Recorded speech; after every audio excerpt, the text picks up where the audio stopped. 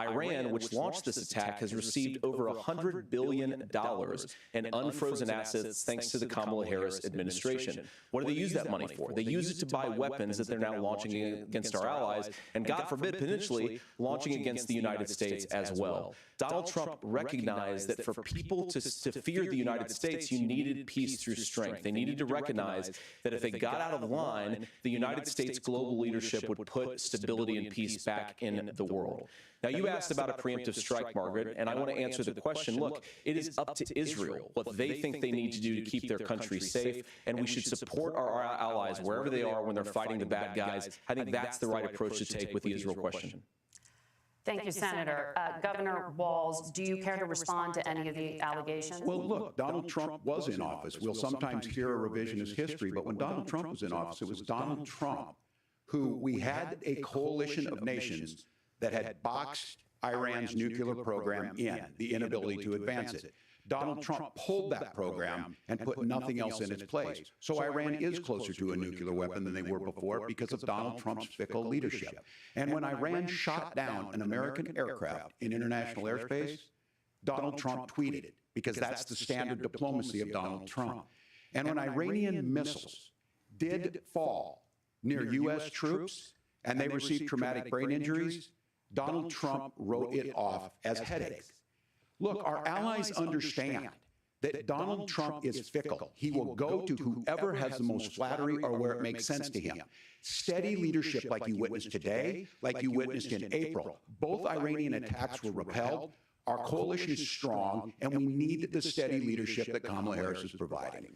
Senator Vance, the U.S. did have a diplomatic deal with Iran to temporarily pause parts of its nuclear program, and President Trump did exit that deal. He recently said, just 5 days ago, the U.S. must now make a diplomatic deal with Iran because the consequences are impossible. Did he make a mistake? You have 1 minute. Well, first of all, Margaret, diplomacy is not a dirty word, but I think that's something that Governor Walz just said is quite extraordinary. You yourself just said Iran is as close to a nuclear weapon today as they have ever been. And Governor Walz, you blame Donald Trump. Who has been the vice president for the last 3.5 years? And the answer is your running mate, not mine. Donald Trump consistently made the world more secure. Now, we talk about what the sequence of events that led us to where we are right now, and you can't ignore October the 7th, which I appreciate Governor Walz bringing up. But when did Iran and Hamas and their proxies attack Israel? It was during the administration of Kamala Harris. So Governor Walz can criticize Donald Trump's tweets, but effective, smart diplomacy and peace through strength is how you bring stability back to a very broken world. Donald Trump has already done it once before. Ask yourself at home, when was the last time, I'm 40 years old, when was the last time that an American president didn't have a major conflict break out? The only answer is during the 4 years that Donald Trump was president.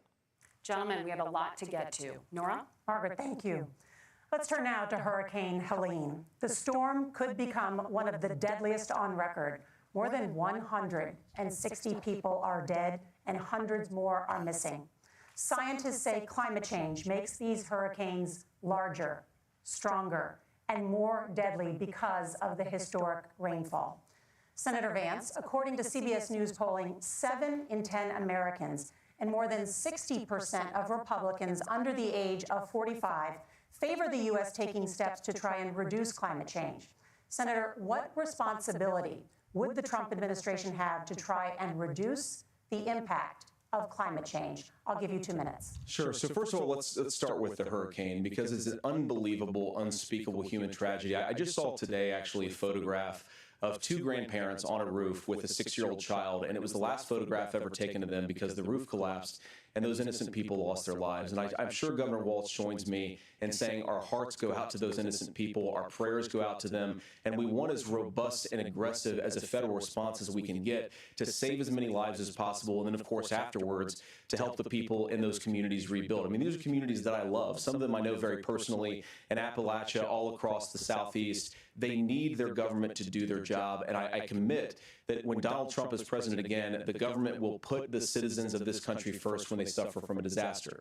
And Nora, you asked about climate change. I think this is a very important issue. Look, a lot of people are justifiably worried about all these crazy weather patterns. I think it's important for us, first of all, to say Donald Trump and I support clean air, clean water. We want the environment to be cleaner and safer. But one of the things that I've noticed some of our Democratic friends talking a lot about is a concern about carbon emissions, this idea that carbon emissions drives all of the climate change. Well, let's just say that's true, just for the sake of argument, so we're not arguing about weird science. Let's just say that's true. Well, if you believe that, what would you want to do? The answer is that you'd want to reshore as much American manufacturing as possible, and you'd want to produce as much energy as possible in the United States of America because we're the cleanest economy in the entire world. What have Kamala Harris's policies actually led to? More energy production in China, more manufacturing overseas, more doing business in some of the dirtiest parts of the entire world. And when I say that, I mean the amount of carbon emissions they're doing per unit of economic output. So if we actually care about getting cleaner air and cleaner water, the best thing to do is to double down and invest in American workers and the American people. And unfortunately, Kamala Harris has done exactly the opposite.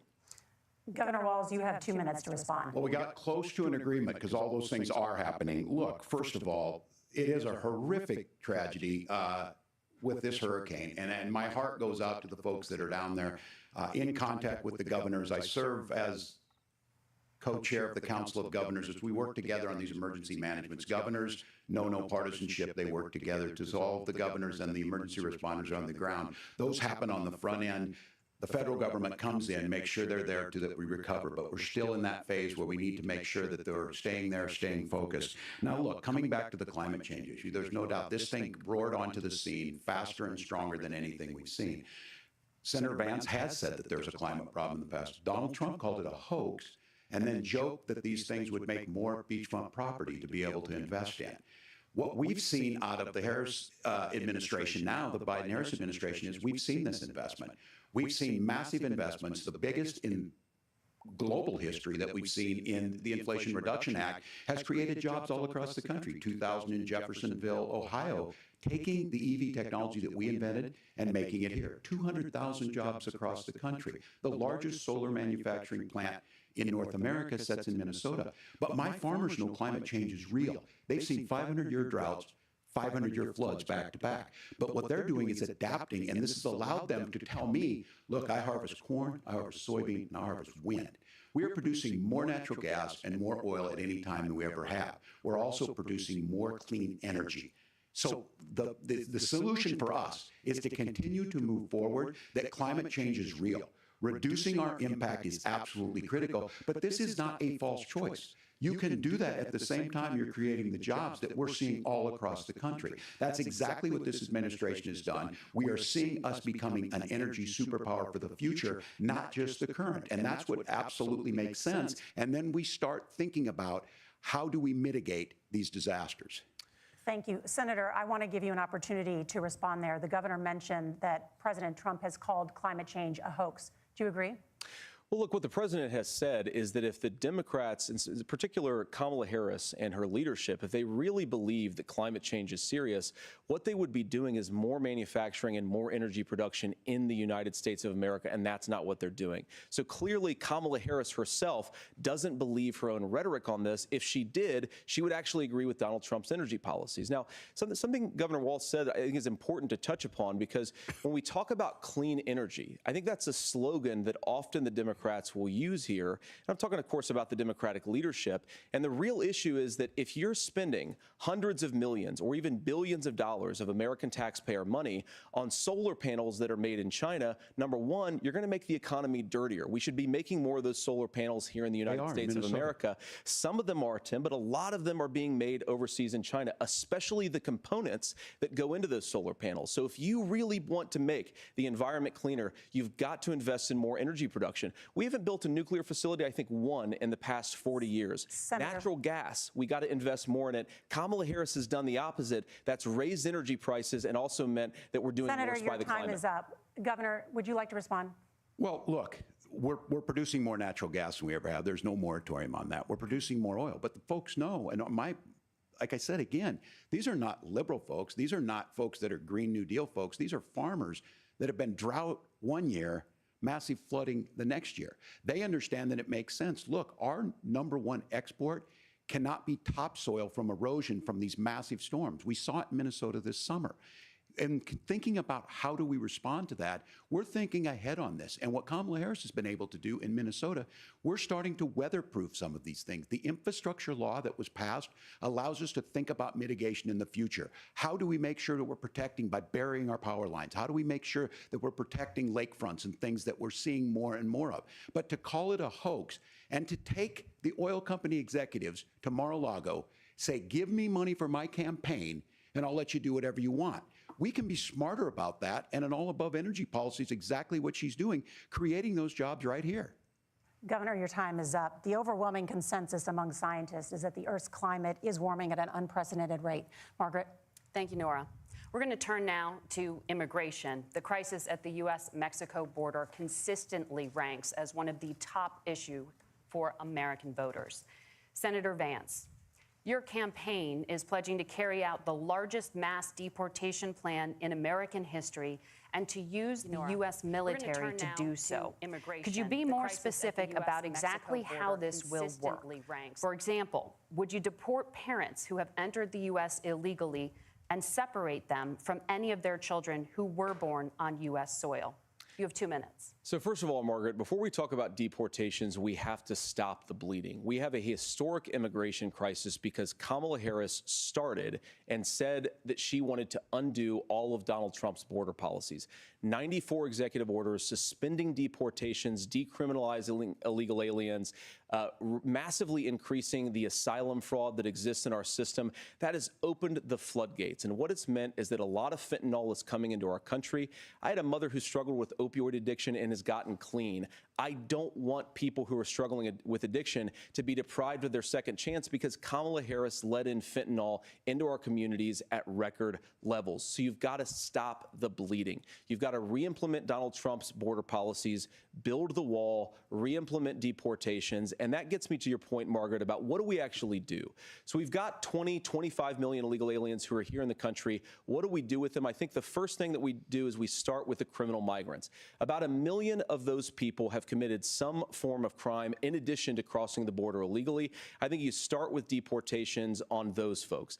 And then I think you make it harder for illegal aliens to undercut the wages of American workers. A lot of people will go home if they can't work for less than minimum wage in our own country. And by the way, that'll be really good for our workers who just want to earn a fair wage for doing a good day's work.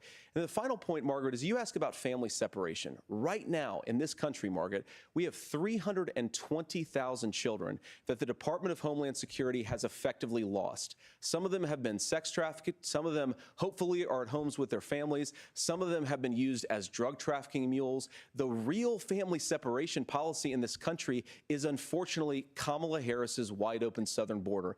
And I'd ask my fellow Americans to remember when she came into office, she said she was going to do this. Real leadership would be saying, you know what, I screwed up. We're going to go back to Donald Trump's border policies. I wish that she would do that. It would be good for all of us. Governor, do you care to respond to any of those specific allegations, including that the vice president is, quote, letting in fentanyl and using kids as drug mules, among other things regarding children? The drug mule is not true, but I will say about the fentanyl, because this is a crisis of this, the opioid crisis. And the good news on this is the last 12 months saw the largest decrease in opioid deaths in our nation's history. 30% decrease in Ohio, but there's still more work to do. But let's go back to this on immigration. Kamala Harris was the Attorney General of the largest state and a border state in California. She's the only person in this race who prosecuted transnational gangs for human trafficking and drug interventions. But look, we all want to solve this. Most of us want to solve this, and that is the United States Congress. That's the Border Patrol agents. That's the Chamber of Commerce. That's most Americans out here. That's why we had the fairest and the toughest bill on immigration that this nation's seen. It was crafted by a conservative senator from Oklahoma, James Lankford. I know him. He's super conservative, but he's a man of principle, wants to get it done. Democrats and Republicans worked on this piece of legislation. The Border Patrol said, this is what we need in here. These are the experts. And the Chamber of Commerce and the Wall Street Journal said, pass this thing. Kamala Harris helped get there. 1,500 new border agents, detection for drugs, DOJ money to speed up these the adjudications on this, just what America wants. But as soon as I was getting ready to pass and actually tackle this, Donald Trump said no, told them to vote against it because it gives him a campaign issue. It gives him to, what would Donald Trump talk about if we actually did some of these things? And they need to be done by the legislature. You can't just do this through the executive branch. So look, we have the options to do this. Donald Trump had 4 years.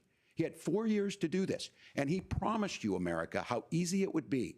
I'll build you a big, beautiful wall, and Mexico will pay for it.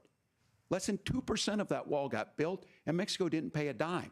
But here we are again, 9 years after he came down that escalator, dehumanizing people and telling him what he was going to do. As far as the deportation plan, at one point, Senator Vance said it was so unworkable to be laughable. So that's where we're at. Pass the bill, she'll sign it. Governor, your time is up. Senator, the question was, will you separate parents from their children, even if their kids are U.S. citizens? You have 1 minute. Margaret, my point is that we already have massive child separations thanks to Kamala Harris's open border. And I didn't accuse Kamala Harris of inviting drug mules. I said that she enabled the Mexican drug cartels to operate freely in this country. And we know that they use children as drug mules, and it is a disgrace, and it has to stop. Look, I think what Tim said just doesn't pass the smell test. For 3 years, Kamala Harris went out bragging that she was going to undo Donald Trump's border policy. She did exactly that. We had a record number of illegal crossings. We had a record number of fentanyl coming into our country. And now that she's running for president, or a few months before, she says that somehow she got religion and cared a lot about a piece of legislation. The only thing that she did when she became the vice president, when she became the appointed border czar, was to undo 94 Donald Trump executive actions that opened the border. This problem is leading to massive problems in the United States of America. Parents who can't afford health care, schools that are overwhelmed. It's got to stop, and it will when Donald Trump is president again. Senator, your time is up. Governor, what about our CBS News polling, which does show that a majority of Americans, more than 50%, support mass deportations? Look, we fix this issue with a bill that is necessary, but the issue on this is what happens when you don't want to solve it. You demonize it. And we saw this, and Senator Vance, and it surprises me on this, talking about and saying, I will create stories to bring attention to this. That vilified a large number of people who were here legally in the community of Springfield. The Republican governor said, it's not true, don't do it. There's consequences for this. There's consequences. We could come together. Senator Langford did it. We could come together and solve this if we didn't let Donald Trump continue to make it an issue. And the consequences in Springfield were the governor had to send state law enforcement to escort kindergartners to school. I believe Senator Vance wants to solve this, but by standing with Donald Trump and not working together to find a solution, it becomes a talking point. And when it becomes a talking point like this, we dehumanize and villainize other human beings. Tim, Governor, your time is up. Senator, I'll give you 1 minute, but let me just ask you the question first. The governor has made the point, and I think as a sitting lawmaker, you know that Congress controls the purse strings and any funding. So you have said repeatedly that Donald Trump would, through executive action, solve this. Do you disagree that Congress controls the purse strings and would need to support many of the changes that you would actually want to implement? You have 1 minute. Look, Margaret, first of all, the gross majority of what we need to do at the southern border is just empowering law enforcement to do their job. I've been to the southern border more than our border czar, Kamala Harris, has been, and it's actually heartbreaking because the Border Patrol agents, they just want to be empowered to do their job. Of course, additional resources would help, but most of this is about the president and the vice president empowering our law enforcement to say, if you try to come across the border illegally, you've got to stay in Mexico, you've got to go back through proper channels.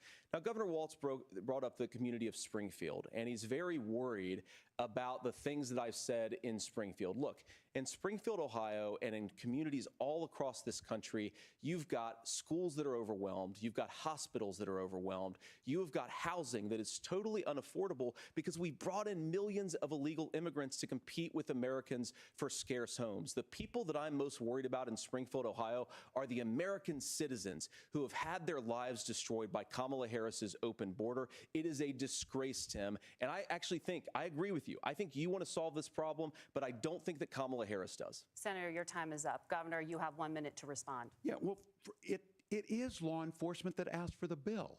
They helped craft it. They're the ones that supported it. That's because they know we need to do this. Look, this issue of continuing to bring this up, of not dealing with it, of blaming migrants for everything. On housing, we could talk a little bit about Wall Street speculators buying up housing and making them less affordable, but it becomes a blame. Look, this bill also gives the money necessary to adjudicate. I agree, it should not take 7 years for an asylum claim to be done. This bill gets it done in 90 days. Then you start to make a difference in this, and you start to adhere to what we know, American principles. I don't talk about my faith a lot, but Matthew 25. So you think you know Wix, but do you really?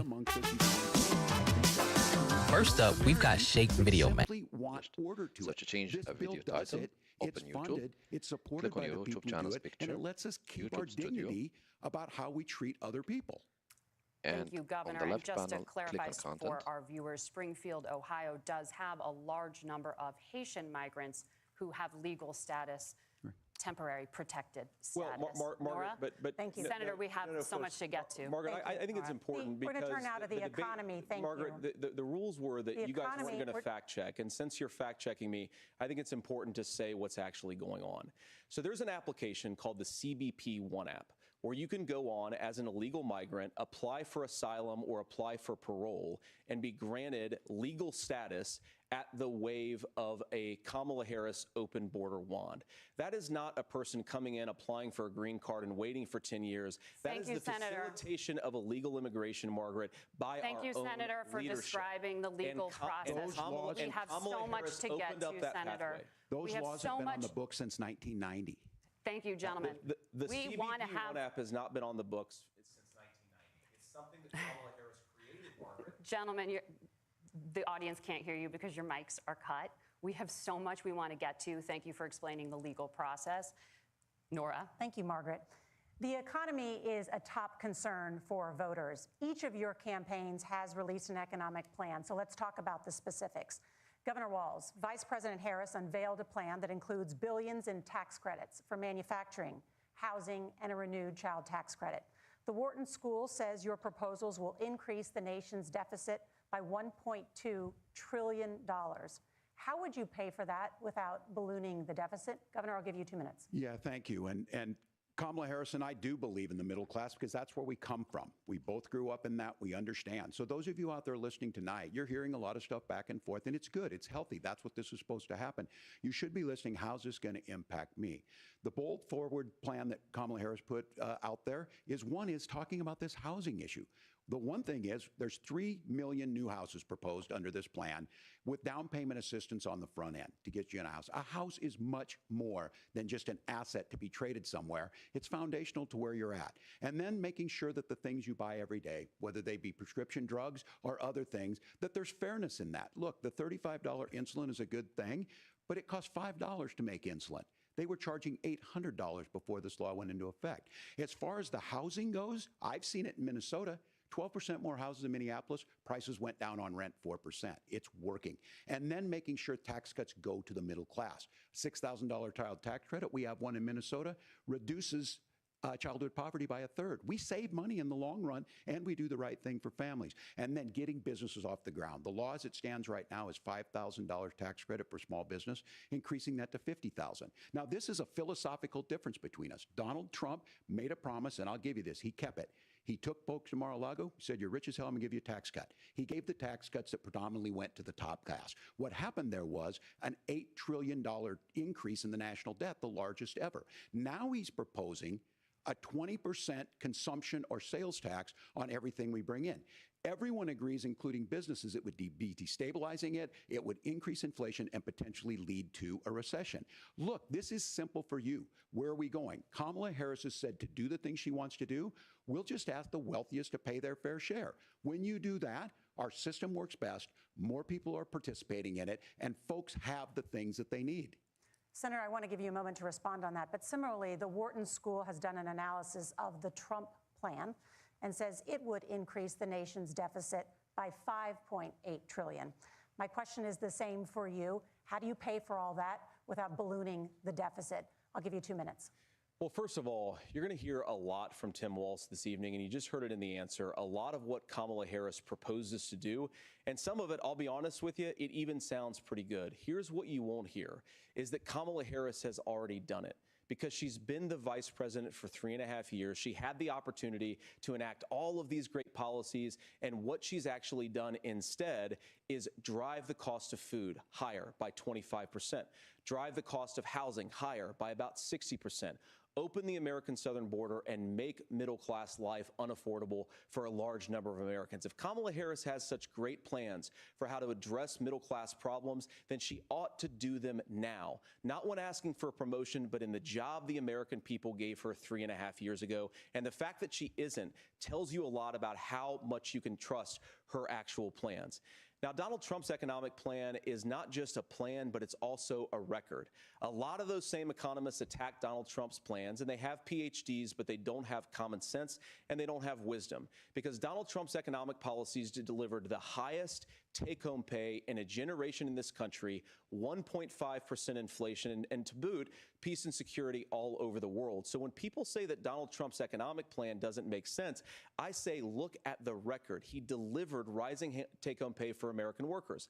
Now, Tim admirably admits that they want to undo the Trump tax cuts. But if you look at what was so different about Donald Trump's tax cuts, even from previous Republican tax cut plans, is that a lot of those resources went to giving more take-home pay to middle-class and working-class Americans. It was passed in 2017, and you saw an American economic boom unlike we've seen in a generation in this country. That is a record that I'm proud to run on, and we're going to get back to that common sense wisdom so that you can afford to live the American dream again. I know a lot of you are struggling. I know a lot of you are worried about paying the bills. It's going to stop when Donald Trump brings back common sense to this country. Governor, do you want to respond to that? What has Kamala Harris done for the middle class? Yeah, well, Kamala Harris's day one was Donald Trump's failure on COVID that led to the collapse of our economy. We were already before COVID in a manufacturing recession, but 10 million people out of work, largest percentage since the Great Depression. 9 million jobs closed on that. That was day one, whether it was the Infrastructure Act or other things we moved. Now, you made a question about experts, said this. I've made a note of this.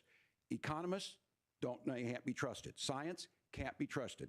National security folks can't be trusted.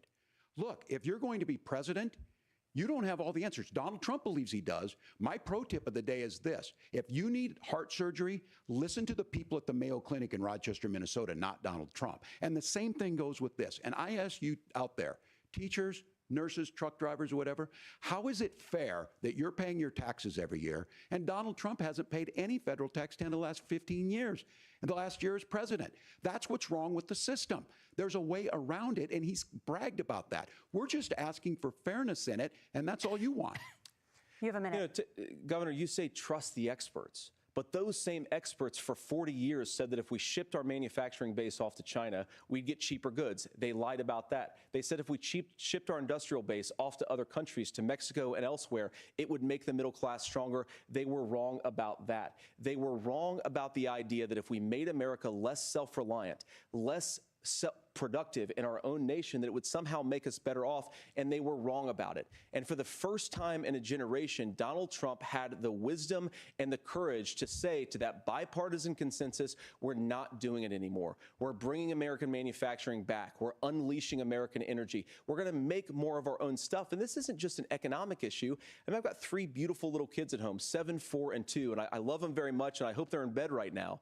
But look, so many of the drugs, the pharmaceuticals that we put in the bodies of our children are manufactured by nations that hate us. This has to stop, and we're not going to stop it by listening to experts. We're going to stop it by listening to common sense wisdom, which is what Donald Trump governed on. Senator, your time is up. Governor Walz, can you address that? I mean, voters say they trust Donald Trump on the economy more. Why? Well, if you're listening tonight and you want billionaires to get tax cuts, you heard what the numbers were. Look, I'm a union guy on this. I'm not a guy who wanted to ship things overseas, but I understand that, look, we produce soybeans and corn. We need to have fair trading partners. That's something that we believe in. I think the thing that most concerns me on this is Donald Trump was the guy who created the largest trade deficit in American history with China. So the rhetoric is good. Much of what the senator said right there, I'm in agreement with him on this. I watched it happen too. I watched it to my communities, and we talked about that. But we had people undercutting the right to collectively bargain. We had right to work states made it more difficult. We had companies that were willing to ship it over, and we saw people profit. Folks that are venture capital in some cases, putting money into companies that were overseas. We're in agreement that we bring those home. The issue is Donald Trump is talking about it. Kamala Harris has a record, 250,000 more manufacturing jobs just out of the IRA. May I respond to that? Yes. So appreciate that. So if you notice, what Governor Walz just did is he said, first of all, Donald Trump has to listen to the experts. And then when he acknowledged that the experts screwed up, he said, well, Donald Trump didn't do nearly as good of a job as the statistics show that he did. So what Tim Walz is doing, and I honestly, Tim, I think you got a tough job here because you've got to play whack-a-mole. You've got to pretend that Donald Trump didn't deliver rising take-home pay, which of course he did. You've got to pretend that Donald Trump didn't deliver lower inflation, which of course he did. And then you've simultaneously got to defend Kamala Harris's atrocious economic record, which has made gas, groceries, and housing unaffordable for American citizens. I was raised by a woman who would sometimes go into medical debt so that she could put food on the table in our household. I know what it's like to not be able to afford the things that you need to afford. We can do so much better. To all of you watching, we can get back to an America that's affordable again. We just got to get back to common sense economic principles. I hope we have a conversation on health care then. Senator, Governor. Please. Thank you. Margaret? We have a lot to get to ahead, gentlemen, on many topics. But right now, I want to talk about personal qualifications. The vice president is often the last voice the president hears before making consequential decisions. We want to ask you about your leadership qualities. Governor Walz, you said you were in Hong Kong during the deadly Tiananmen Square protests in the spring of 1989. But Minnesota Public Radio and other media outlets are reporting that you actually didn't travel to Asia until August of that year. Can you explain that discrepancy? Yeah, well, and to the folks out there who didn't get at the top of this, look, I grew up in small rural Nebraska, town of 400, town that you rode your bike with your buddies till the streetlights come on, and I'm proud of that service. I joined the National Guard at 17, worked on family farms, and then I used the GI Bill to become a teacher, passionate about it, a young teacher. My first year out, I got the opportunity in the summer of '89 to travel to China. 35 years ago, be able to do that. I came back home and then started a program to take young people there. We would take basketball teams, we would take baseball teams, we would take dancers, and we would go back and forth to China. The issue for that was to try and learn. Now look, my community knows who I am. They saw where I was at. Look, I will be the first to tell you, I have poured my heart into my community. I've tried to do the best I can, but I've not been perfect. And I'm a knucklehead at times, but it's always been about that. Those same people elected me to Congress for 12 years. And in Congress, I was one of the most bipartisan people, working on things like farm bills that we got done, working on veterans benefits. And then the people of Minnesota were able to elect me to governor twice. So look, my commitment has been from the beginning to make sure that I'm there for the people, to make sure that I get this right. I will say more than anything, many times I will talk a lot, I will get caught up in the rhetoric, but being there, the impact it made, the difference it made in my life, I learned a lot about China. I hear the critiques of this. I would make the case that Donald Trump should have come on one of those trips with us. I guarantee you he wouldn't be praising Xi Jinping about COVID, and I guarantee you he wouldn't start a trade war that he ends up losing. So this is about trying to understand the world. It's about trying to do the best you can for your community, and then it's putting yourself out there and letting your folks understand what it is. My commitment, whether it be through teaching, which I was good at, or whether it was being a good soldier or was being a good member of Congress, those are the things that I think are the values that people care about.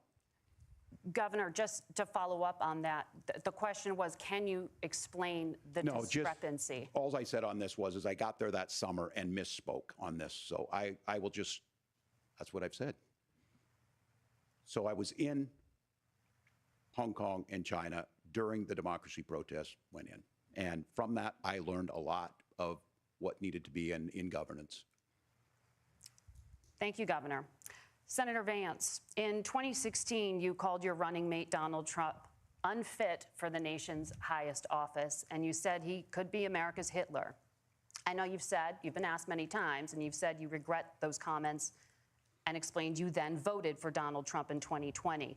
But the Washington Post reported new messages last week in which you also disparaged Trump's economic record while he was president, writing to someone in 2020, quote, Trump thoroughly failed to deliver his economic populism.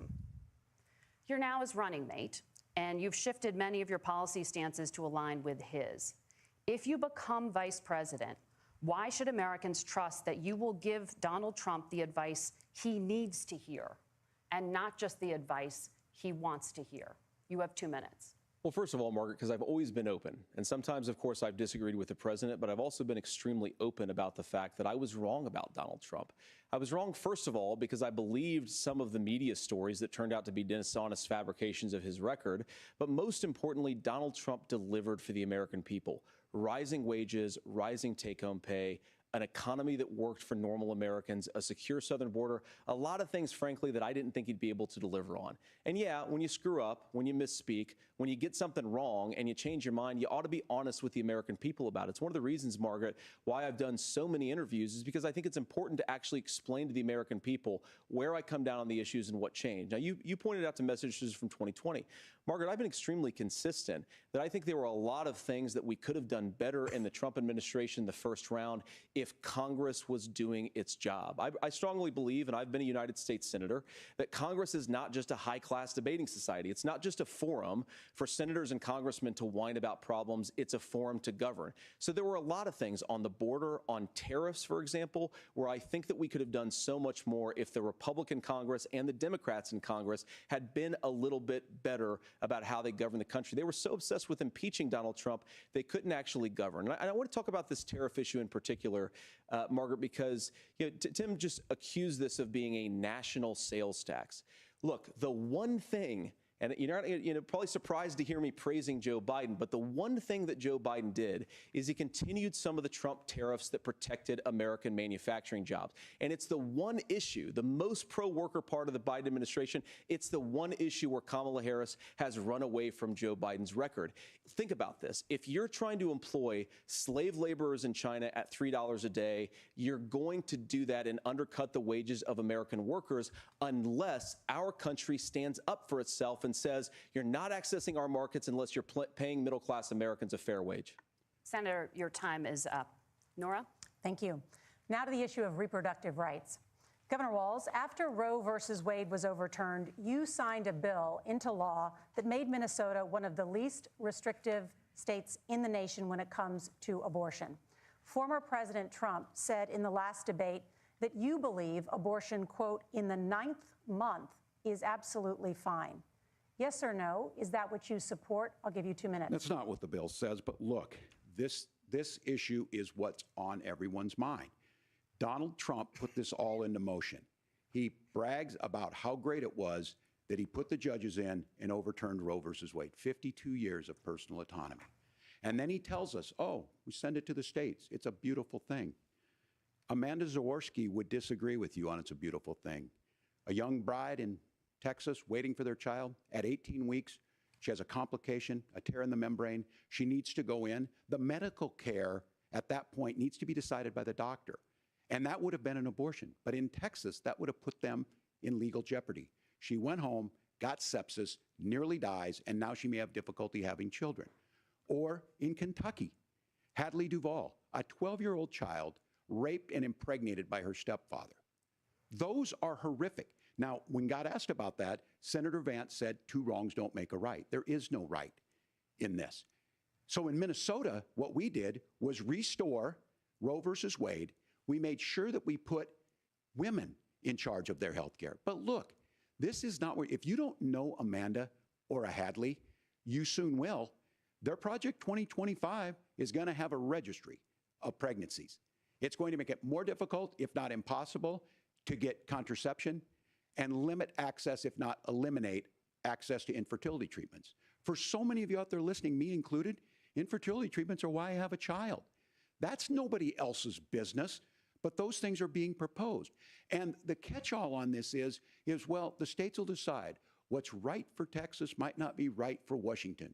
That's not how this works. This is basic human right. We have seen maternal mortality skyrocket in Texas, outpacing many other countries in the world. This is about health care. In Minnesota, we are ranked first in health care for a reason. We trust women, we trust doctors. Senator, do you want to respond to the governor's claim? Will you create a federal pregnancy monitoring agency?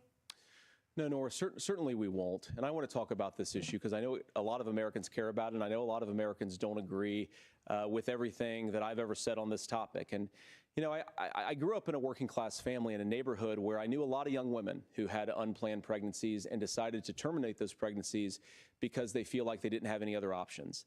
And, you know, one of them is actually very dear to me. And I know she's watching tonight, and I love you. And she told me something a couple years ago that she felt like if she hadn't had that abortion, that it would have destroyed her life because she was in an abusive relationship. And I think that what I take from that as a Republican who proudly wants to protect innocent life in this country, who proudly wants to protect the vulnerable, is that my party, we've got to do so much better of a job at earning the American people's trust back on this issue where they frankly just don't trust us. And I think that's one of the things that Donald Trump and I are endeavoring to do. I want us as a Republican Party to be pro-family in the fullest sense of the word. I want us to support fertility treatments. I want us to make it easier for moms to afford to have babies. I want it to make it easier for young families to afford a home so they can afford a place to raise that family. And I think there's so much that we can do on the public policy front just to give women more options.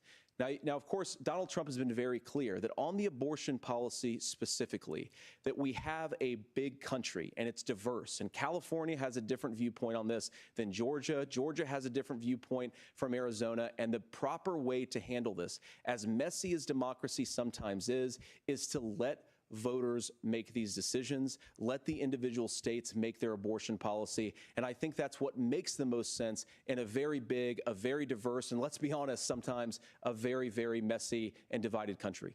Governor, would you like to respond and also answer the question about restrictions? Yeah, well, the question got asked and Donald Trump made the accusation that wasn't true about Minnesota. Well, let me tell you about this idea that there's diverse states.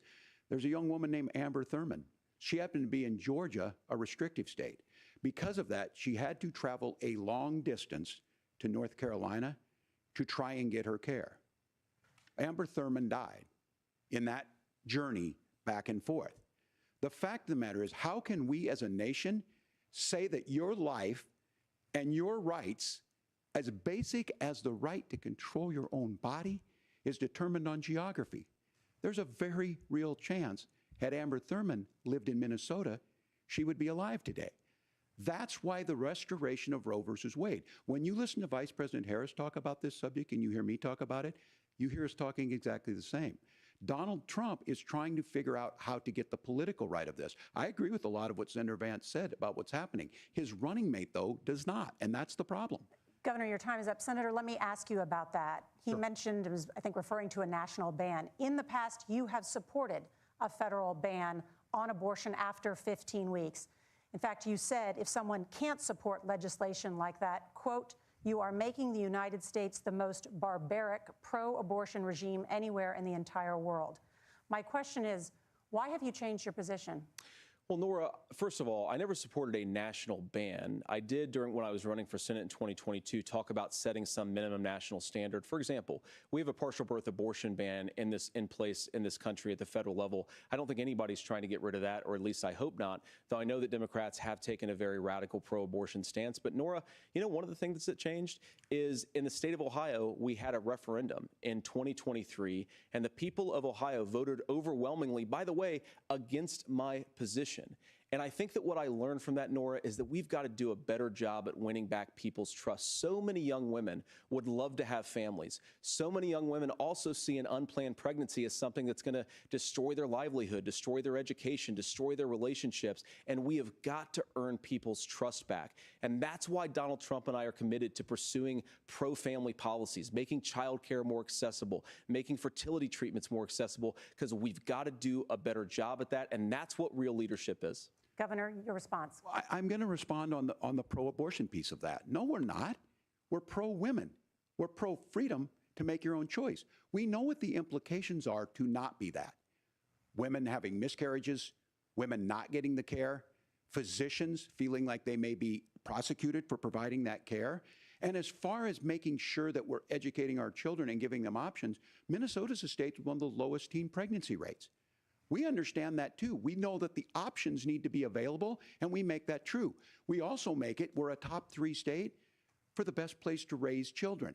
But these two things to try and say that we're pro-children, but we don't like this, or you guys are pro-abortion, that's not the case at all.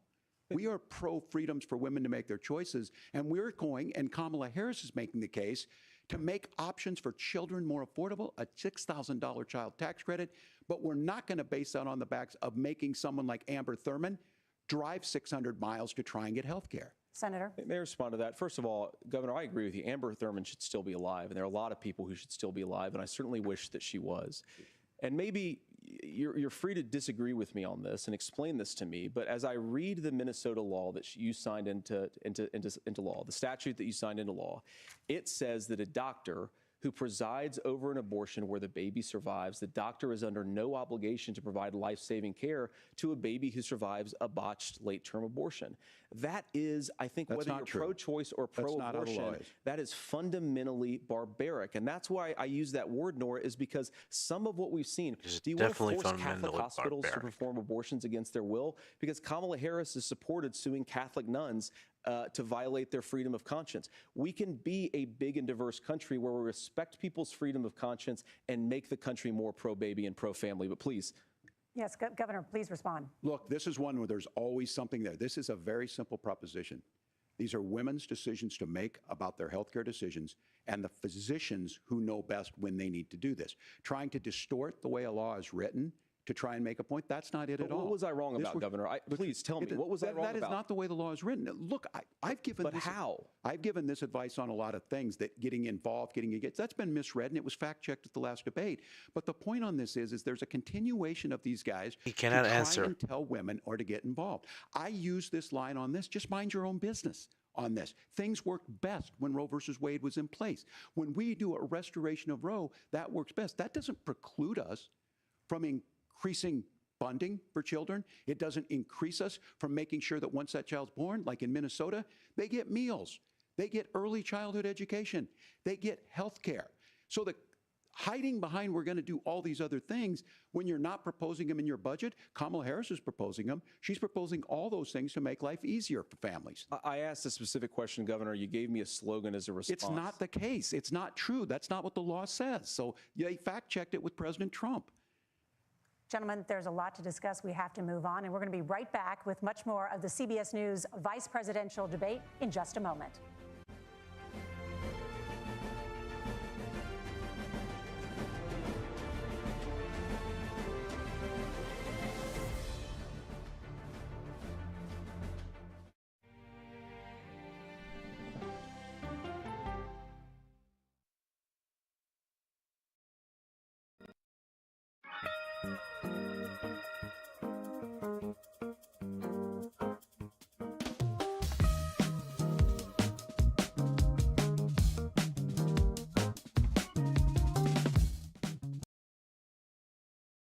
Thank you for continuing to watch with us. It was a hell of a debate, let me tell you.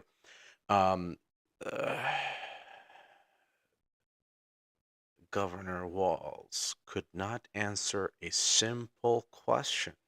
Anyway, we'll be back after they come back from break, I guess. Let's continue watching this, and at the end of this debate, we'll see who wins it.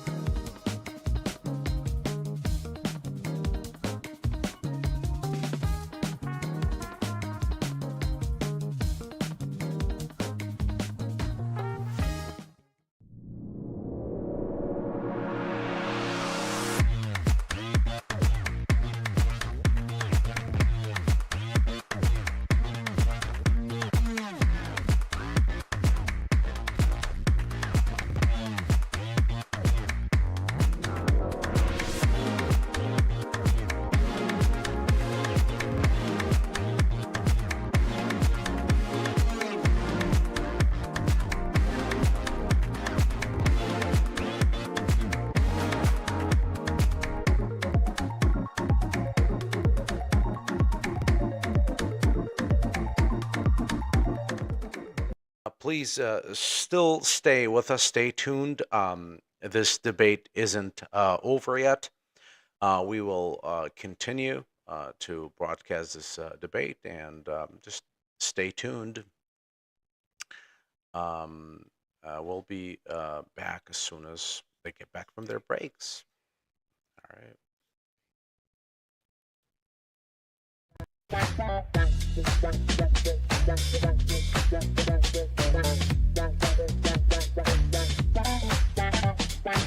You know, life isn't going to be fair all the time, but everything happens for a reason. So trust your journey, and most importantly, believe that everything will work out in the end.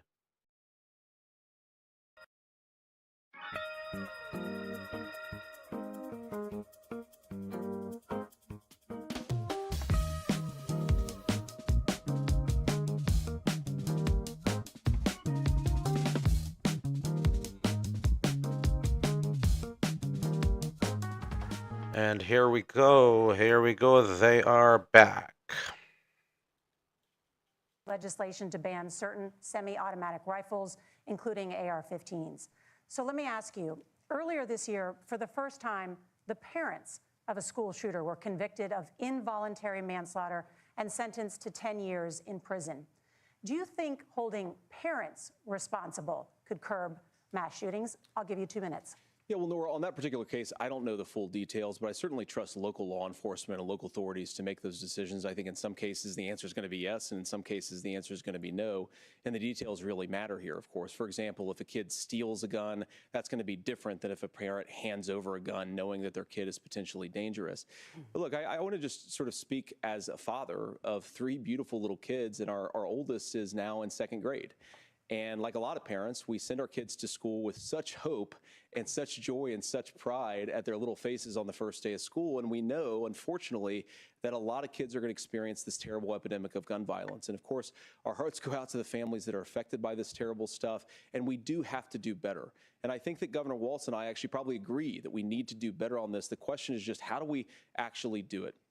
Now, here's something that really bothers me and worries me about this epidemic of violence. The gross majority, close to 90% in some of the statistics I've seen, of the gun violence in this country is committed with illegally obtained firearms. And while we're on that topic, we know that thanks to Kamala Harris's open border, we've seen a massive influx in the number of illegal guns run by the Mexican drug cartel. So that number, the amount of illegal guns in our country is higher today than it was 3.5 years ago. But what do we do about the schools? What do we do to protect our kids? And I think the answer is, and I say this not loving the answer, because I don't want my kids to go to school in a school that feels unsafe or where there are visible signs of security. But I unfortunately think that we have to increase security in our schools. We have to make the doors lock better. We have to make the doors stronger. We've got to make the windows stronger. And of course, we've got to increase school resource officers, because the idea that we can magically wave a wand and take guns out of the hands of bad guys, it just doesn't fit with recent experience. So we've got to make our schools safer. And I think we've got to have some common sense bipartisan solutions for how to do that. Governor, you have 2 minutes. Well, I think all the parents watching tonight, this is your biggest nightmare. Look, I got a 17-year-old, and he witnessed a shooting at a community center playing volleyball. Those things don't leave you. As a member of Congress, I sat in my office surrounded by dozens of the Sandy Hook parents, and they were looking at my 7-year-old picture on the wall. Their 7-year-old were dead. and they were asking us to do something. And look, I'm a hunter. I own firearms. The vice president is. We understand that the Second Amendment is there, but our first responsibility is to our kids to figure this out.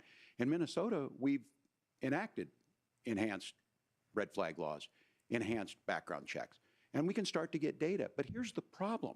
If we really want to solve this, we've got folks that won't allow research to be even done on gun violence. And this idea that we should just live with it, here's what I do think, that this is a good start to the conversation. I 100% believe that Senator Vance hates it when these kids, it's abhorrent and it breaks your heart. I agree with that. But that's not far enough when we know there are things that worked. I've spent time in Finland and seen some Finnish schools. They don't have this happen, even though they have a high gun ownership rate in the country. There are reasonable things that we can do to make a difference. It's not infringing on your Second Amendment. And the idea to have some of these weapons out there, it just doesn't make any sense. Kamala Harris, as an attorney general, worked on this issue. She knows that it's there. No one's trying to scaremonger and say we're taking your guns, but I ask all of you out there, do you want your schools hardened to look like a fort? Is that what we have to go? When we know there's countries around the world that their children aren't practicing these types of drills. They're being kids. We owe it to them to get a fix. These are things that shouldn't be that difficult. You can still keep your firearms, and we can make a difference. We have to. If you're listening tonight, this breaks your heart. Senator. Tim, first of all, I didn't know that your 17-year-old witnessed a shooting. And I'm sorry about that, and I hope that he's doing okay. Christ have mercy. It is awful. And I appreciate what Tim said, actually, about Finland, because I do think it illustrates some of the frankly, weird differences between our own country's gun violence problem and Finland. Is, okay, first of all, we have way higher rates of mental health abuse, or mental health substance abuse. We have way higher rates of depression, way higher rates of anxiety. We unfortunately have a mental health crisis in this country that I really do think that we need to get to the root causes of, because I don't think it's the whole reason why we have such a bad gun violence problem, but I do think it's a big piece of it. Another driver of the gun violence epidemic, especially that affecting our kids, it doesn't earn as many headlines, but is the terrible gun violence problem in a lot of our big cities. And this is why we have to empower law enforcement to arrest the bad guys, put them away, and take gun offenders off the streets. I think there's a whole host of things that we can do here, but I do think at our schools we've got to talk about more security. Senator, thank you. Governor, you previously opposed an assault weapons ban, but only later in your political career did you change your position. Why? Yeah, I sat in that office with those Sandy Hook parents. I've become friends with school shooters. I've seen it. Look, the NRA, I was an NRA guy for a long time. They used to teach gun safety. I'm of an age where my shotgun was in my car so I could pheasant hunt after football practice. That's not where we live today. And several things I want to mention on this is, talking about cities and where it's at, the number one where the most firearm deaths happen in Minnesota are rural suicides. And we have an epidemic of children getting guns and shooting themselves. And so we have, and we should look at all of the issues, making sure folks have health care and all that, but I want to be very careful. This idea of stigmatizing mental health, just because you have a mental health issue doesn't mean you're violent. And I think what we end up doing is we start looking for a scapegoat. What did he just Sometimes say? it just is the guns. It's just the guns, and there are things that you can do about it. But I do think that this is one, and I think this is a healthy conversation. I think there's a capacity to find solutions on this that work, protect the Second Amendment, protect our children. That's our priority. Gentlemen, thank you. Margaret? Thank you, Nora. Let's turn now to the top contributor to inflation, the high cost of housing and rent. There's a shortage of more than 4 million homes in the United States, and that contributes to the high housing prices.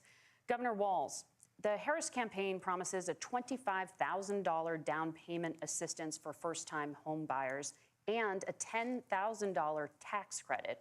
They also promise to build 3 million new homes.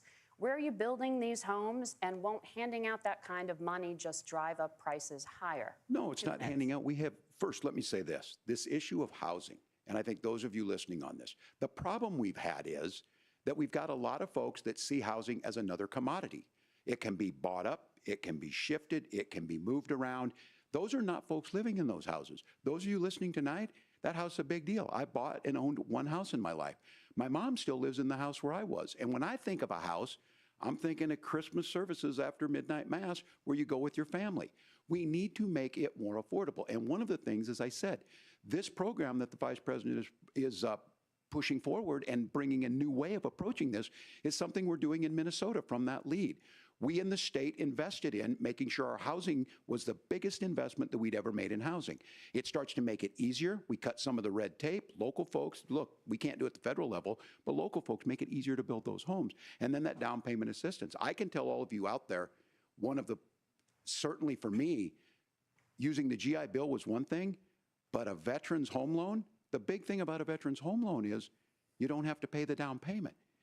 Those are things that make it there. Now, look, you're going to pay it back, and you're going to pay your mortgage. Those are things that we know in the long run, the appreciated value, the generational wealth that's created from it. And I will give Minneapolis an example. Minneapolis is the one city where we've seen the lowest inflation rates. We've seen a 12% increase in stock because we've put some of these things in, and we're implementing a state program to make sure we give some of that down payment assistance. We get it back from people because here's what we know. People with stable housing end up with stable jobs. People with stable housing have their kids able to get to school. All of those things in the long run end up saving our money. And that's the thing that I think we should be able to find some common ground in, but we can't blame immigrants for the only reason. That's not the case that's happening in many cities. The fact of the matter is that we don't have enough naturally affordable housing, but we can make sure that the government's there to help kickstart it, create that base. Governor, your time is up. Senator Vance, as far as your campaign's position, the promise is to seize federal lands to build homes, remove regulation, provide tax breaks, and cut back on immigration, which you say pushes up prices. Where are you going to build all the new homes you're promising, and what part of any of this plan will provide immediate relief? You have 2 minutes. Well, first of all, Tim just said something that I agree with. We don't want to blame immigrants for higher housing prices, but we do want to blame Kamala Harris for letting in millions of illegal aliens into this country, which does drive up costs, Tim. 25 million illegal aliens competing with Americans for scarce homes is one of the most significant drivers of home prices in the country. It's why we have massive increases in home prices that have happened right alongside massive increases in illegal alien populations under Kamala Harris's leadership. Now, Tim just mentioned a bunch of ideas. Now, some of those ideas I actually think are halfway decent, and some of them I disagree with, but the most important thing here is Kamala Harris is not running as a newcomer to politics. She is the sitting vice president. If she wants to enact all of these policies to make housing more affordable, I invite her to use the office that the American people already gave her, not sit around and campaign and do nothing while Americans find the American dream of homeownership completely unaffordable. Now, you asked, Margaret, what would immediately change the equation for American citizens? If you lower energy prices, as Donald Trump says, drill, baby, drill, one of the biggest drivers of housing costs aside from illegal immigration is, think about it, if a truck driver's paying 40% more for diesel, then the lumber he's delivering to the job site to build the house is also going to become a lot more expensive. If we open up American energy, you will get immediate pricing relief for American citizens, not, by the way, just in housing, but in a whole host of other economic goods, too. Senator Vance, you still have 23 seconds there. Do you want to answer? Can I have it? Where, yeah. Governor, we will get to you in a moment, but Senator, where are you going to seize the federal lands? Can you clarify?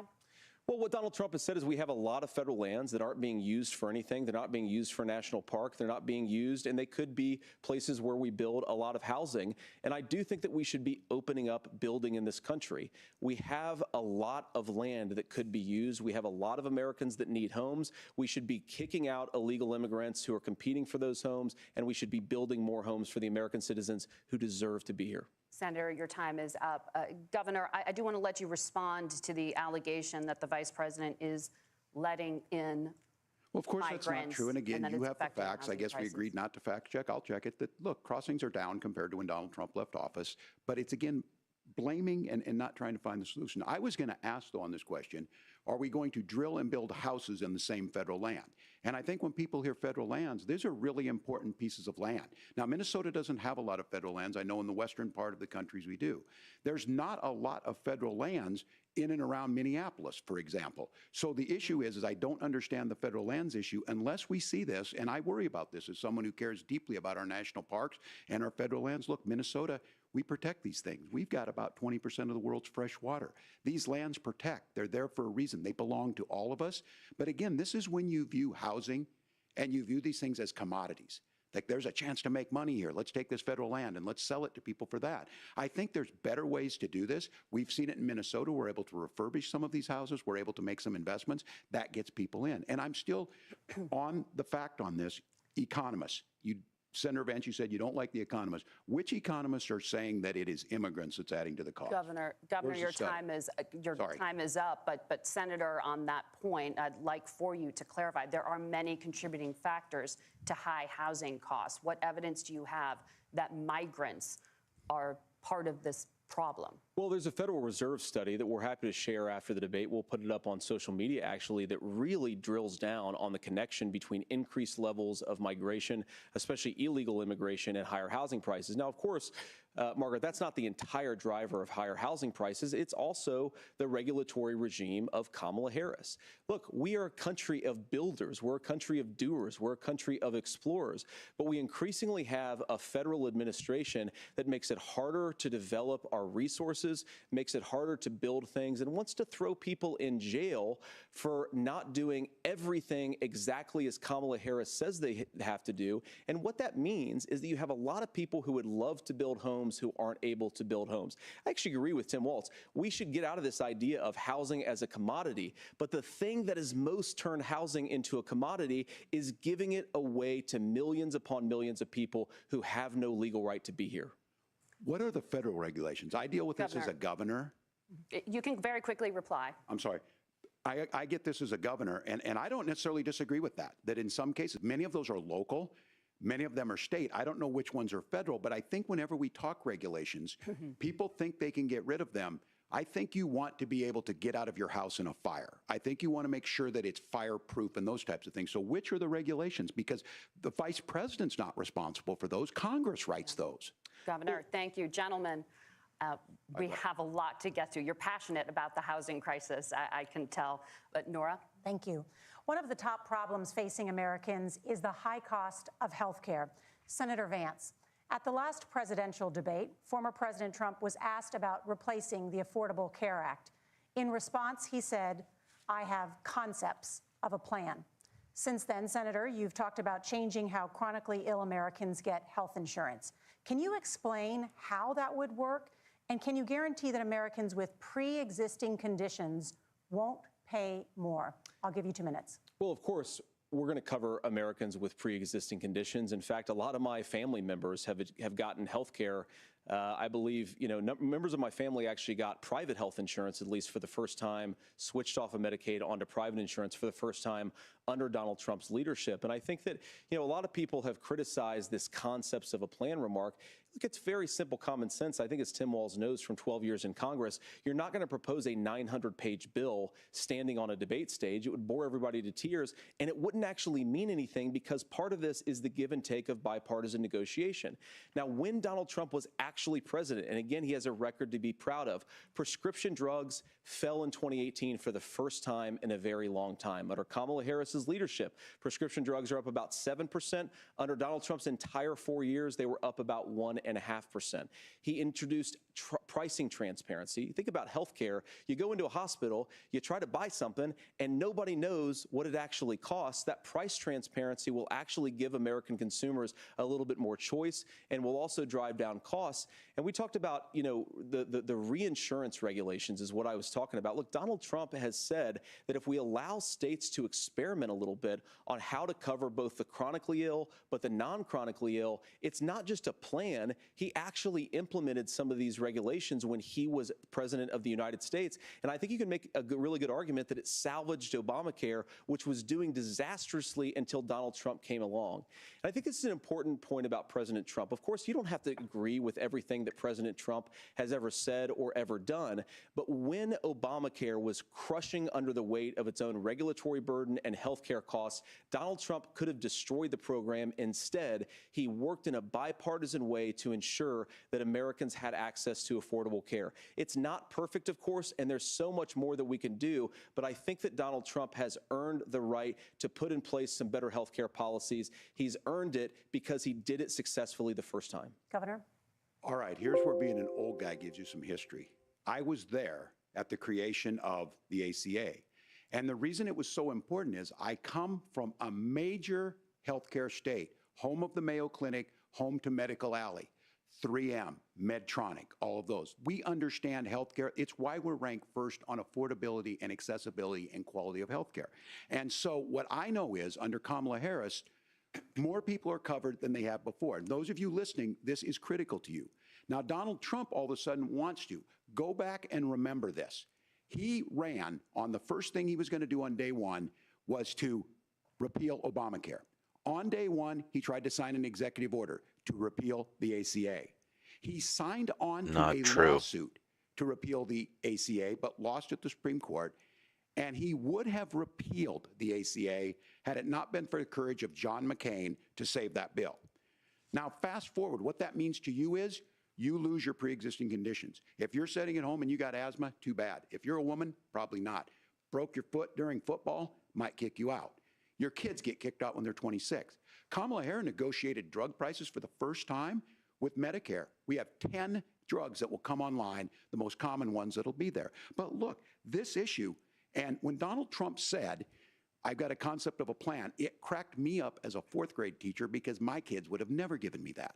But what Senator Vance just explained might be worse than a concept, because what he explained is pre-Obamacare. And I'll make this as simple as possible because I have done this for a long time. What they're saying is, if you're healthy, why should you be paying more? So what they're going to do is let insurance companies pick who they insure, because guess what happens? You pay your premium, it's not much. They figure they're not going to have to pay out to you. But those of you a little older, gray, got cancer, you're going to get kicked out of it. That's why the system didn't work. Kamala Harris will protect and enhance the ACA. Governor, thank you. Senator, you have not yet explained how you would protect people with pre-existing conditions or laid out that plan. Well, look, we currently have laws and regulations in place right now that protect people with pre-existing conditions. We want to keep those regulations in place, but we also want to make the health insurance marketplace function a little bit better. Now, what Governor Walz just said is actually not true. A lot of what happened, and the reason that Obamacare was crushing under its own weight, is that a lot of young and healthy people were leaving the exchanges. Donald Trump actually helped address that problem, and he did so in a way that preserved people's access to coverage who had pre-existing conditions. But again, something that these guys do is they make a lot of claims about if Donald Trump becomes president, all of these terrible consequences are going to ensue. But in reality, Donald Trump was president. Inflation was low, take-home pay was higher, and he saved the very program from a Democratic administration that was collapsing and would have collapsed absent his leadership. He did his job, which is govern in a bipartisan way and get results, not just complain about problems, but actually solve them. Governor, did enrollment under the Affordable Care Act go up under the Trump administration? It's higher now that we've seen it go up. Look, people are using it. The system works. And the question about this of young people or whatever, that's the individual mandate piece of this. And Republicans fought tooth and nail saying, well, Americans should be free to do this. Well, then what happens is— So you think the individual mandate's a good idea? You shrink. I think the idea of making sure the risk pool is broad enough to cover everyone, that's the only way insurance works. When it doesn't, it collapses. You are asking pre-ACA where we get people out. Look, people know that they need to be on health care. People expect it to be there. And when we are able to make it, and we are making it this way, when we incentivize people to be in the market, when we help people who might not be able to afford it get there, and we make sure then when you get sick and old, it's there for you. Because I heard people say, well, I don't want to buy into Medicare or whatever. Good luck buying health care once you get past 70.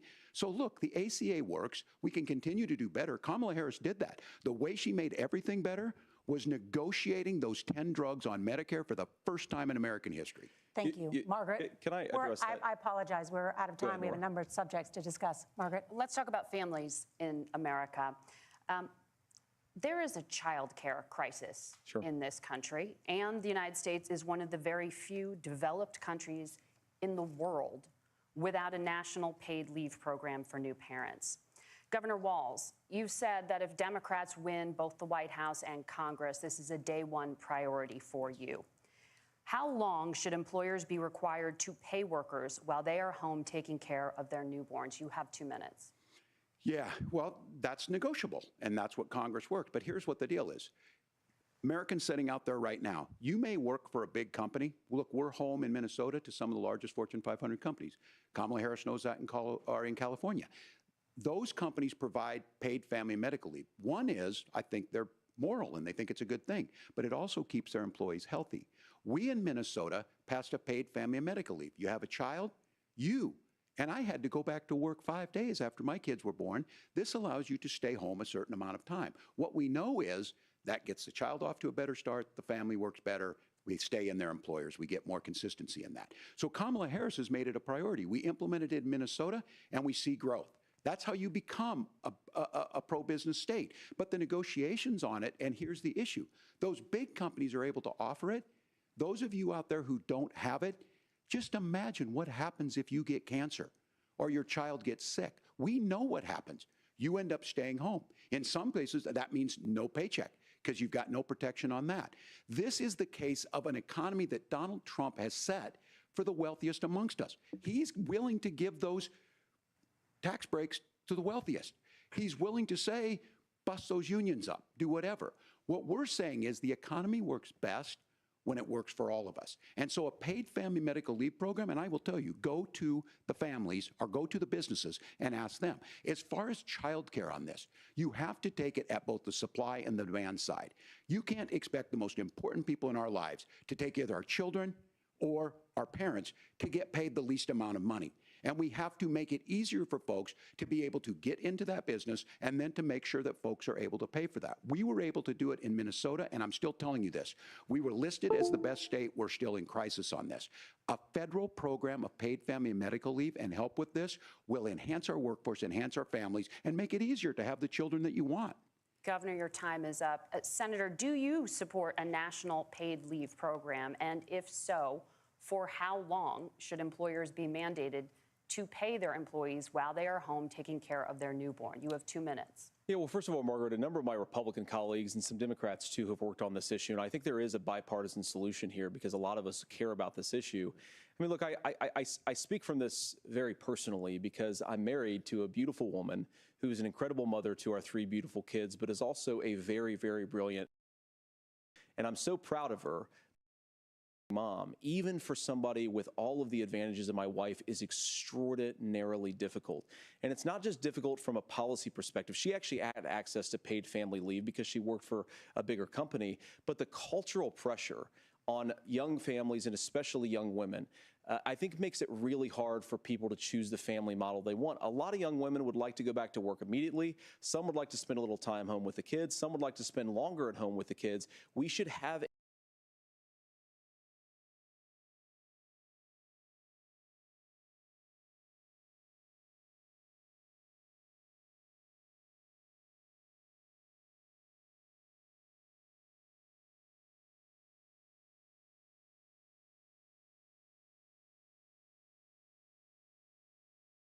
let's say you'd like your church maybe to help you out with childcare. Maybe you live in a rural area or an urban area and you'd like to get together with families in your neighborhood to provide childcare in the way that makes the most sense. You don't get access to any of these federal monies. We want to promote choice in how we deliver family care and how we promote childcare because, look, it is unacceptable.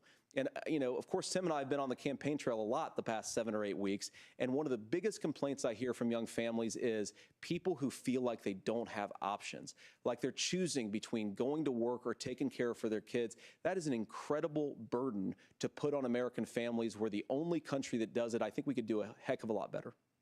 Senator, thank you. You have also said, Senator Vance, many things about the American family.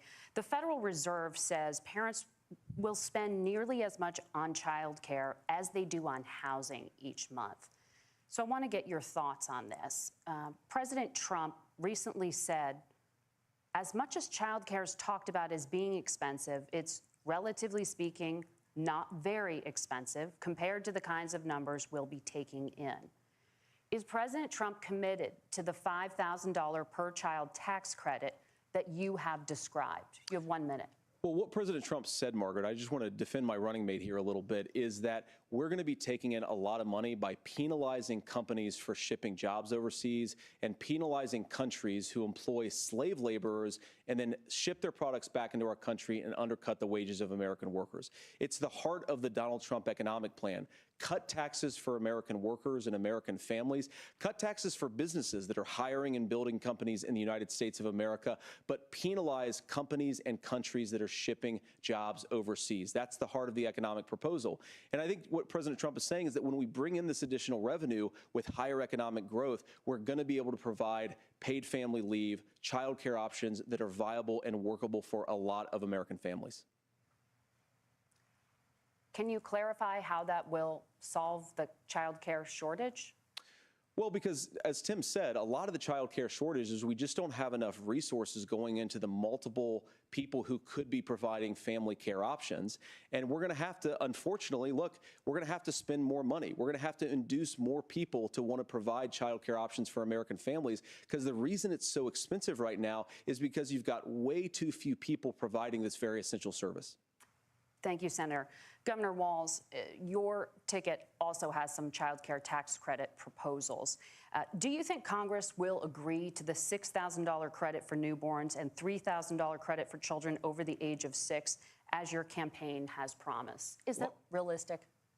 Well, if these members of Congress are listening to anybody, I can tell you, and this is the biggest issue. Everybody listening tonight knows. I mean, I'm sure they were shocked to hear it's not that expensive. And let's be clear, whether it's $5,000 or $6,000, that pays you about 3 or 4 months.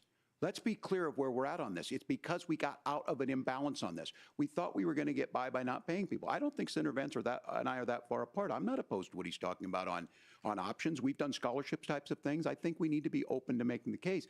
But the issue here is, the question you asked is, you're not going to pay for it with these tariffs. That's just adding another $4,000 on the family and taking less. So not only do they not get the money, a lot of agreements here. They agreed with each other. other. That's Wharton School. That's his alma mater.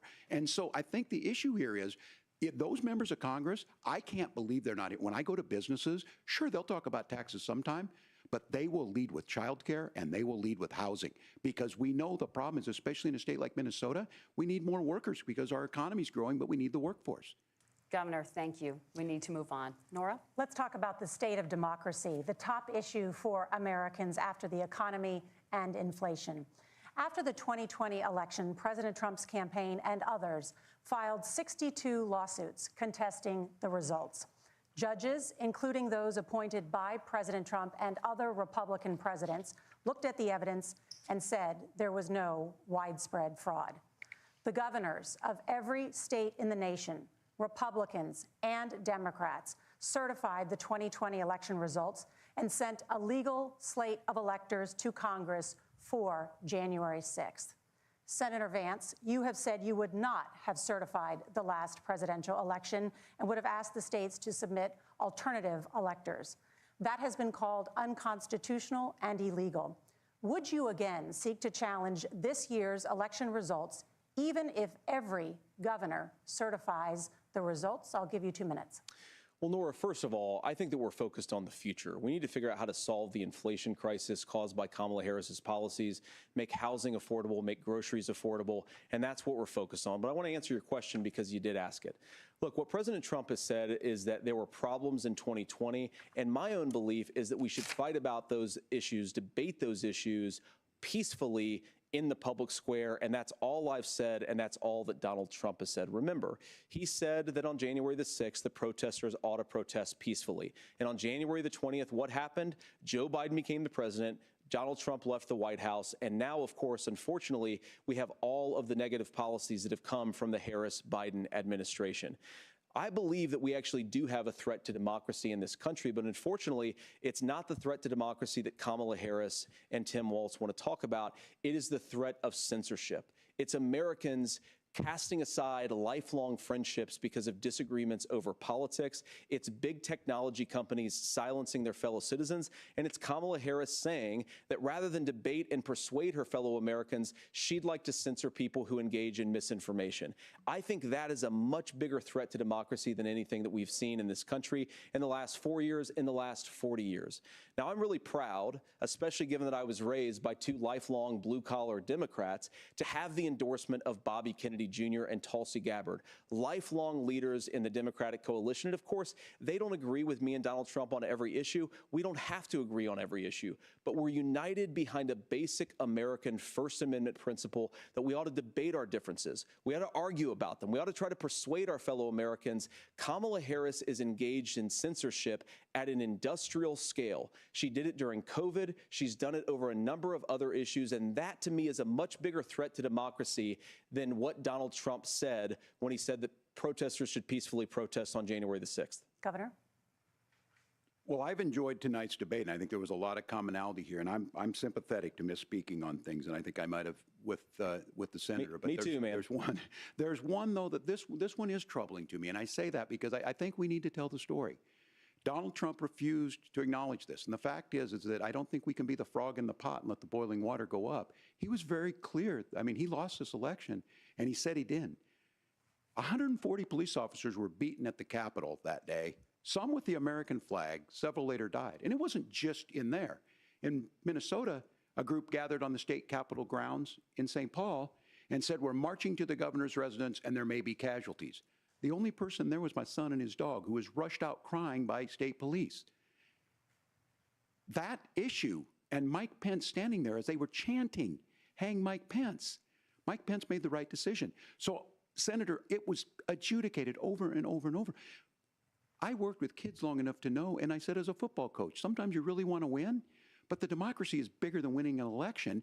You shake hands, and then you try and do everything you can to help the other side win.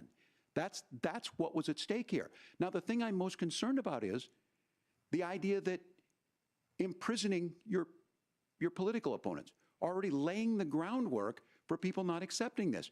And a president's words matter. A president's words matter.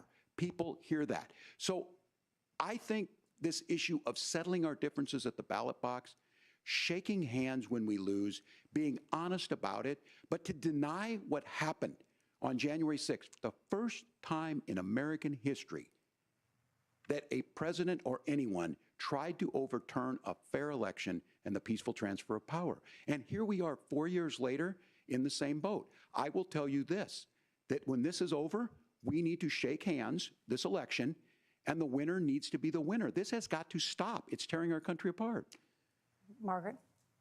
Senator Vance, did you want to respond to that? Yeah, well, look, Tim, first of all, it's really rich for Democratic leaders to say that Donald Trump is a unique threat to democracy when he peacefully gave over power on January the 20th, as we have done for 250 years in this country.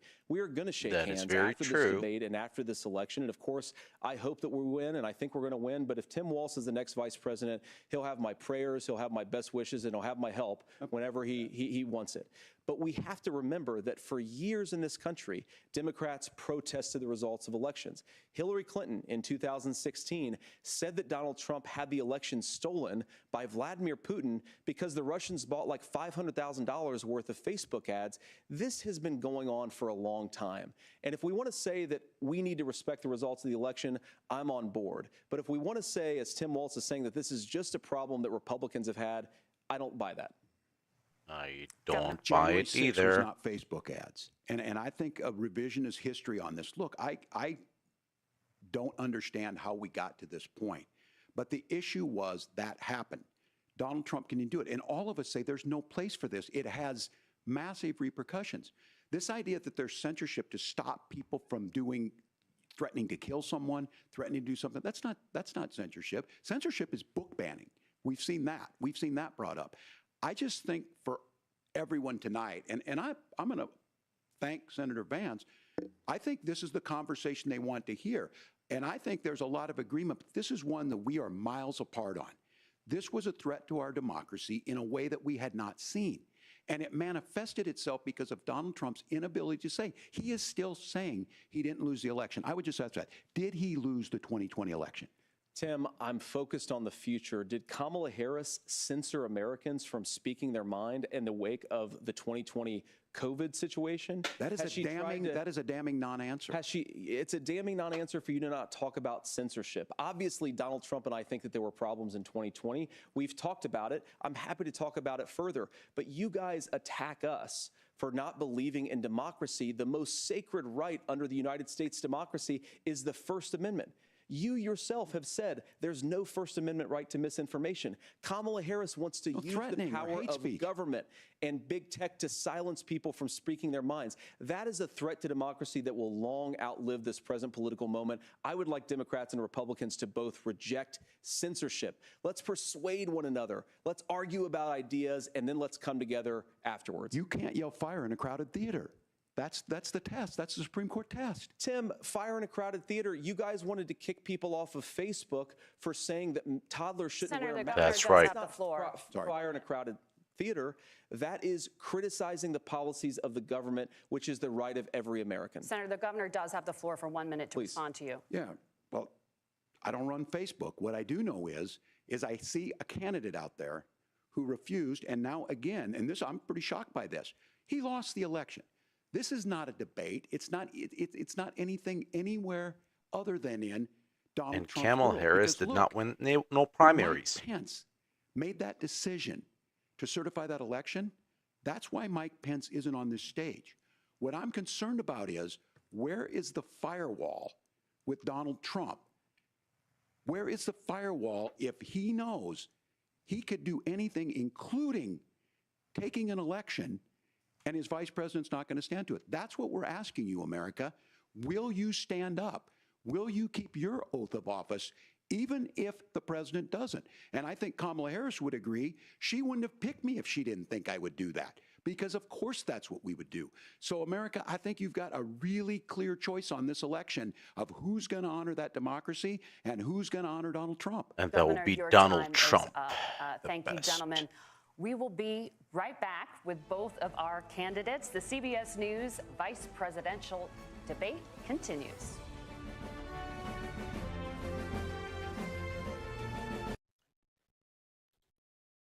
First thing first. Kamala Harris did not win the primaries. She was selected, Mr. Walz. Yes. Joe Biden did. And you know what? You are censoring. You are persecuting your political opponents. Look, Donald Trump is the only person that will save this country. There is no question about it. Tim is delusional. Tim is still talking about January 6th. But what happened to Trump, the assassination attempt, twice, he totally forgot about it. But yet he's still talking about January 6th. Yes, there were issues with 2020 elections. Of course, there was cheating. Mr. Tim, you keep saying Donald Trump is a threat to democracy. You or your running mate, Donald Trump was running against Joe Biden, and all of a sudden, he's running against Kamala Harris. How's that even possible? Like, who voted her in? How did she come about? This is insane. Anyway, Vance is doing a great job. He's on point. Very clear. He is doing great. Tim Walz just keeps on repeating himself. We'll be right back.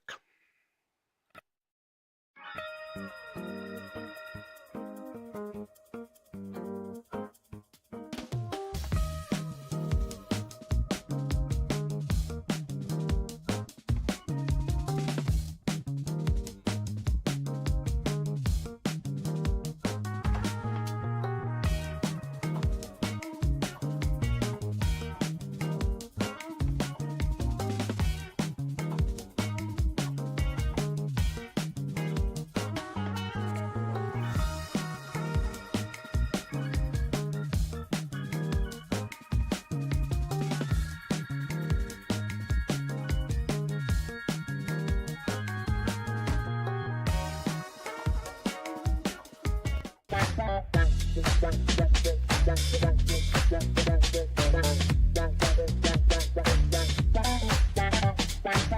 know, life isn't going to be fair all the time, but everything happens for a reason. So trust your journey, and most importantly, believe that everything will work out in the end.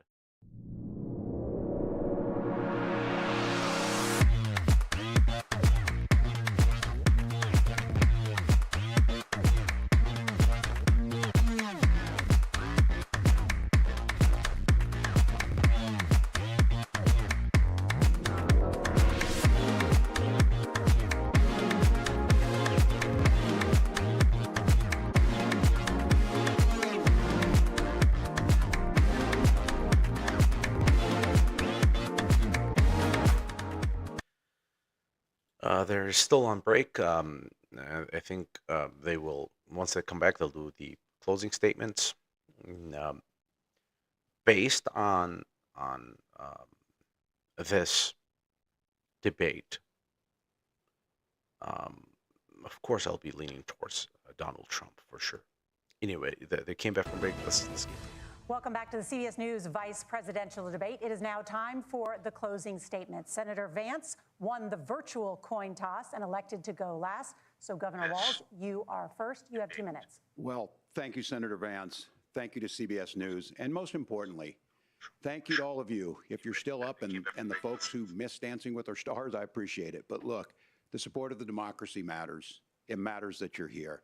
And I'm as surprised as anybody of this coalition that Kamala Harris has built, from Bernie Sanders to Dick Cheney to Taylor Swift, and a whole bunch of folks in between there. And they don't all agree on everything, but they are truly optimistic people. They believe in a positive future of this country and one where our politics can be better than it is. And I have to tell you, that better than it is the sense of optimism that there can be an opportunity economy that works for everyone, not just to get by, but to get ahead. And the idea that freedom really means something. Not the freedom of government to be in your bedroom or exam room, but the freedom for you to make choices about yourself. Now, look, we all know who Donald Trump is. He's told us, and as Maya Angelou said, believe him when he told you that. His first inaugural address talked about American carnage, and then he spent 4 years trying to maybe do that. Senator Vance tonight made it clear he will stand with Donald Trump's agenda. He will continue to push down that road. Excuse me. Kamala Harris gives us a different option. Now, I'll have to tell you, I'm going to be careful about the quotes, but there's one that Senator Vance said that does resonate with me. He said, Donald Trump makes the people I care about afraid. A lot of America feels that way. We don't need to be afraid. Franklin Roosevelt was right. All we have to fear is fear itself. Kamala Harris is bringing us a new way forward. She's bringing us a politics of joy. She's bringing real solutions for the middle class, and she's centering you at the heart of that. All the while asking everyone, join this movement, make your voices heard. Let's look for a new day where everybody gets that opportunity and everybody gets a chance to thrive. I humbly ask for your vote on November 5th for Kamala Harris. Governor Walz, thank you. Senator Vance, your closing statement. Well, I want to thank Governor Walz, you folks at CBS, and of course the American people for tuning in this evening. And one of the issues we didn't talk about was energy. And I remember when I was being raised by my grandmother, when she didn't have enough money to turn on the heat some nights because Ohio gets pretty cold at night and because money was often very tight. And I believe, as a person who wants to live in a prosperous enough country where every American, whether they're rich or poor, ought to be able to turn on their heat in the middle of a cold winter night, that's gotten more difficult thanks to Kamala Harris's energy policies. I believe that whether you're rich or poor, you ought to be able to afford a nice meal for your family. That's gotten harder because of Kamala Harris's policies. I believe that whether you're rich or poor, you ought to be able to afford to buy a house. You ought to be able to live in safe neighborhoods. You ought to not have your communities flooded with fentanyl. And that, too, has gotten harder with because of Kamala Harris's policies. Now, I've been in politics long enough to do what Kamala Harris does when she stands before the American people and says that on day one, she's going to work on all these challenges I just listed. She's been the vice president for 3.5 years. Day one was 1,400 days ago, and her policies have made these problems worse. Now, I believe that we have the most beautiful country in the world. I meet people on the campaign trail who can't afford food, but have the grace and generosity to ask me how I'm doing and to tell me they're praying for my family. What that has taught me is that we have the greatest country, the most beautiful country, the most incredible people anywhere in the world. But they're not going to be able to achieve their full dreams with the broken leadership that we have in Washington. They're not going to be able to live their American dream if we do the same thing that we've been doing for the last 3.5 years. We need change. We need a new direction. We need a president who has already done this once before and did it well. Please vote for Donald Trump. And whether you vote for me or vote for Tim Walz, I just want to say I'm so proud to be doing this, and I'm rooting for you. God bless you, and good night. Senator Vance, thank you. And thank you both for participating in the only vice presidential debate of this election cycle. I'm Margaret Brennan. And I'm Nora O'Donnell. And a reminder, there are just 35 days until Election Day. Please get out and vote. And for all of us here at CBS News, thank you and good night. Thank you very much, everybody, for watching here. There's only 35 days left till election. There will not be another vice presidential debate. I know who I'm voting for. I'm definitely voting for Donald J. Trump. J.D. Vance did a wonderful job today. He looked so good, man. This guy's awesome. He nailed it. He's the best. And God bless. And you take care. Thank you very much.